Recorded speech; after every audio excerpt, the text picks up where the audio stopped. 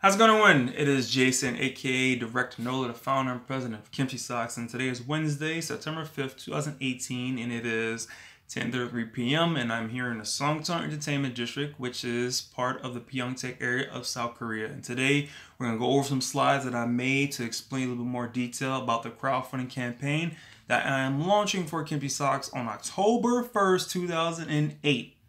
October 1st. So it hasn't started yet. Right now, this is just me planning, rallying the troops, getting more people to be on board to help promote this campaign because it will be successful. All right, let's begin. Kimchi Socks, building communities one pair at a time. All right, so the goal of this slide is to explain what, why, and when I'm doing this crowdfunding campaign.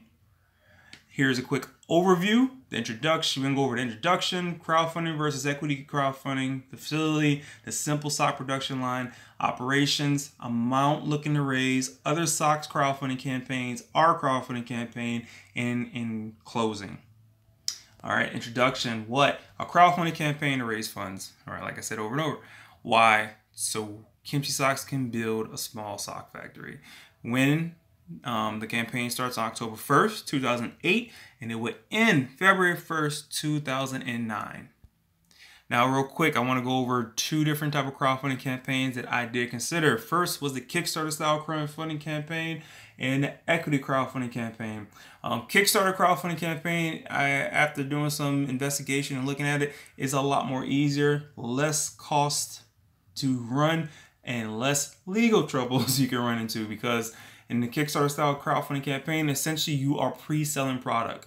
Nobody's just giving you money. You are actually, essentially, you're pre-selling products or service or idea to your community because you don't have the means to get a loan, or you don't want to get a loan, or you can't get a loan, you don't want to go deeper in debt, or you can't get investors and whatnot, but you have a brilliant idea that you believe in, and you were able to convey that message to your followers that they say, you know what, I like what he's saying, I want to invest in this guy through his Kickstarter crowdfunding campaign, and I'm gonna tell everybody else, hey, go put money into this guy campaign. That's essentially what the Kickstarter style crowdfunding campaign is. And I'm not gonna talk about each bullet because I'm gonna create a Medium post that has all these slides in it as well, but you know me, I like to talk, I like to be the one to explain it to you guys. And then we have the equity crowdfunding campaign. That one is a lot of legal stuff, a lot of extra money, takes a little bit longer as well, and you give up equity in your company versus the Kickstarter style crowdfunding campaign. You don't give up equity in your company. You do give up equity, you give up some control, and now you also, because you're doing a public funding for in exchange for equity, you taking people money. There's some, you have to register the SEC. You consider online public, you consider classified like an online public offering, where this goes, you know, it's all a bunch of government legal stuff that I am not prepared for right now. So we're not doing an equity crowdfunding campaign. Just a caveat, I do have some people who haven't probably messaged me who are interested in investing in Kimchi Socks, and I am taking those people requests case by case. So if you are interested, hit me in the DM, be respectful, introduce yourself first, and then we can talk. The facility, as you've been seeing this photo on my Twitter and everywhere else, is just an example of the ideal spot. It might be a little bit smaller. As you can see, the square footage that we are looking at is about 1,423.33 square feet. And this one, ideal location is in Pyeongtaek area because that's where we live at.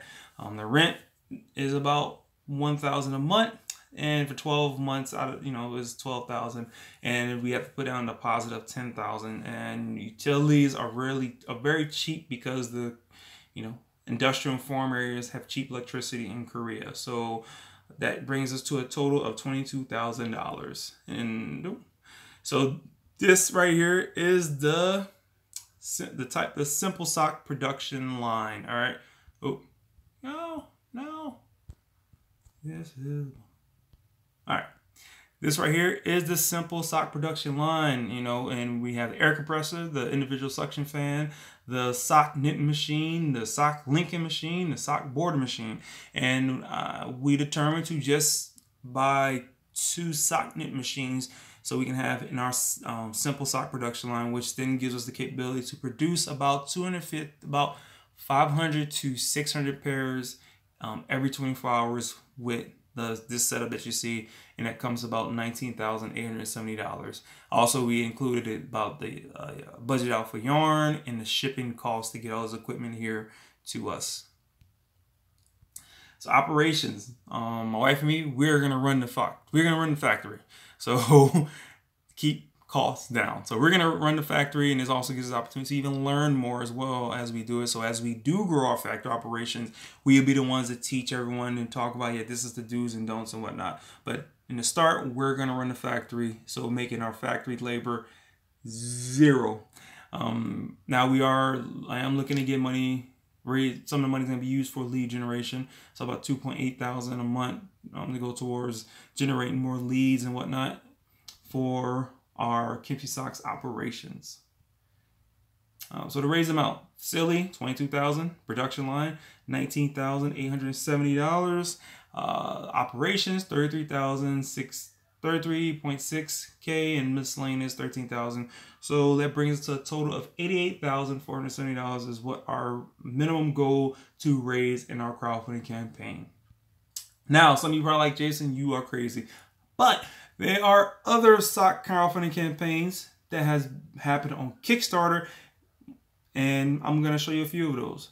For example, this one, a no-show sock, was able to raise over almost $200,000. And keep in mind, that type of sock is what our sock knit machines can produce, by the way. So, next one, another one, silver lining type of underwear, and there's a socks in the photo. These guys raised way over their goal to produce their product. And I believe if we can get that same type of raw material, we can probably produce the same type of sock as well with our sock knitting machines.